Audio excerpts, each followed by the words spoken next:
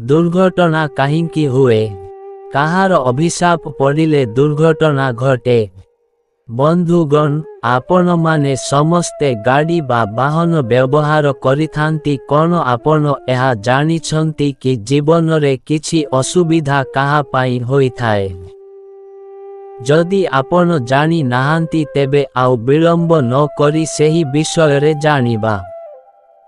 ज्योतिष शास्त्र अनुसारे जेमिति कि दुर्घटना हेबा एहा सबु राहुंको कोप दृष्टि द्वारा होइथाए। तेबे राहु कोन एहा गोटे ग्रह अटंती? तेबे समस्ते एहा जानिछंती जे राशि चक्र रे टी प्रकार राशि होइथाए। एही राशि मानंको जीवन रे ताहा सबु घात थाए जहा अनुजारी तांको ग्रह नक्षत्र होइथाए। एही ग्रह अनुजारी मनुष्य जीवन चाली थाए। तेबे आजी मु आपनंकु दुर्घटना विषय रे किछि कथा कहिबाकु जाउछि। बहुत लोक कहिथांती बारंबार आमर दुर्घटना हेउछि, आमर बहुत असुविधा हेउछि, केबे पुअर हेउछि, केबे बापार हेउछि। एहार कारण कोन गाड़ी रे हौ बा साइकेल रे आमर शरीर कष्ट पाउछि, एहार कारण कोन आमे जानी पारु नाहुं। तेबे एही भली व्यक्तिंकु मु आजी कहिबाकु चाहुंछि जे एहा राहुंको खराब दृष्टि पड़िबा द्वारा होइथाए। तेबे समस्ते जानिछंती जे राहु जने राक्षस अटे, जहा मनुष्य पाई खराब प्रभाव पकाइथाए।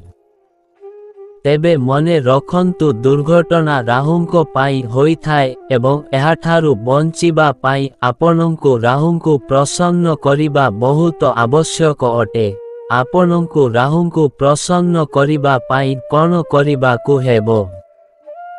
एथिपाई आपनंकु प्रतिदिन सकाळे गाधेई सारी ठाकुर पूजा परे कपाଳରେ चंदन लगाइबाकु हेबो। हम आज्ञा। कारण राहुंकु चंदन बहुत प्रिय अटे। जेउ व्यक्ति घरे असली चंदन रही थाए, सेही घर उपरे राहुंको कुदृष्टि केबे पड़ी न थाए।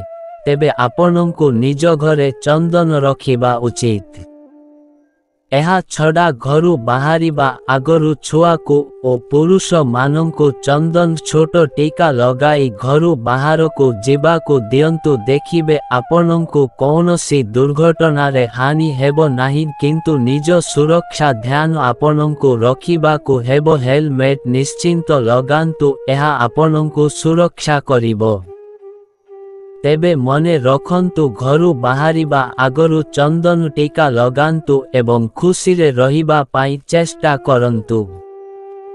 बंधुगण, भिडियोटी भल लागिले भिडियो को गोटिए लाइक एवं आमर सत्य गाइडर यूट्यूब चैनल को सब्सक्राइब करिबाकु भूलिबेनी। धन्यवाद। जय श्री कृष्ण।